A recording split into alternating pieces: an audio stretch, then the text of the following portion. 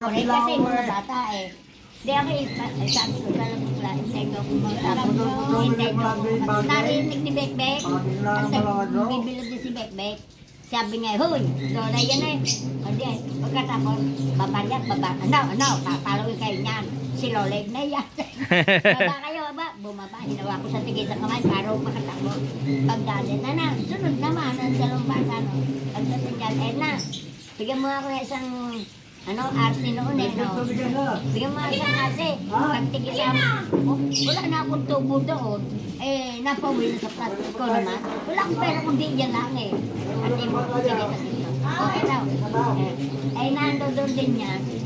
Huwag niya ako uliling sasabihan, hoy, tanda, uwi na ha, lola rin ninyo ako. Tawa pa yan.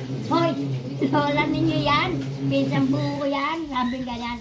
Magbuhat na ako, tinandaan mo. Saan man ako makita, nahanap ko sila. Naamin na kami sa akin. Lola, sakay galing. Siguro hindi rin narin. Talagang matanda nagtuturo sa mga. Oo. Lalo naman yung mga kamag-anak na matatanda. Hoy, yan eh, Lola. Nung araw pag dumaan ka, sa patang matanda, hindi mo namin nakamay. Susumbo ka sa tatay mo. Yung anak ko, yung meron natin. Nalampasan ako. Yung mga pamakin ko, lahat. Lahat dito, nakita ako. Saan Paros dito? Dito, walang nag-aamin. Magpunta ka din sa lugar na yun. Conrado. Umpisa pa, umpisa doon. Panikukulate, huli na yun. Kaya lahat ay, huli nga?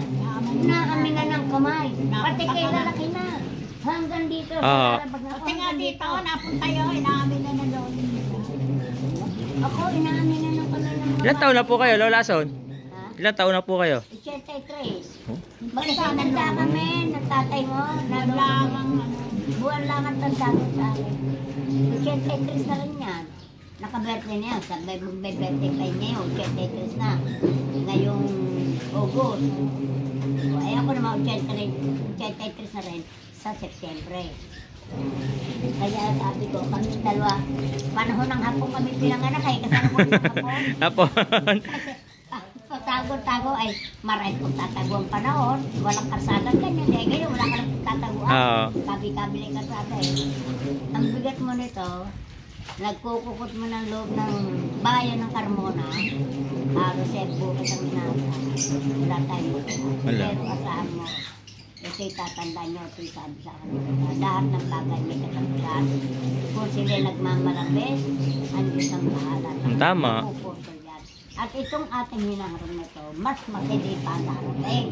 Kaya sabi, magsipag-tibay kayo ng kalooban at ilabanan nyo ang tukso ng diablo sa ibabaw ng lupa. Yan ang makakabangga natin. Hindi naman diablo. Yung kinukubabawan ng diablo.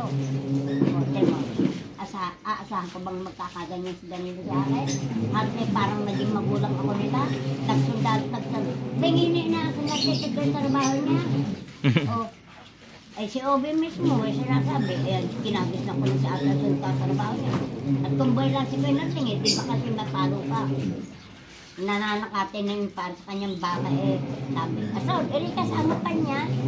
Diyan niya sinukat ng kuha, nung nilag sa Kuya Nating kasama si Kuya Nating. Exitan niya dyan ito sa komunal.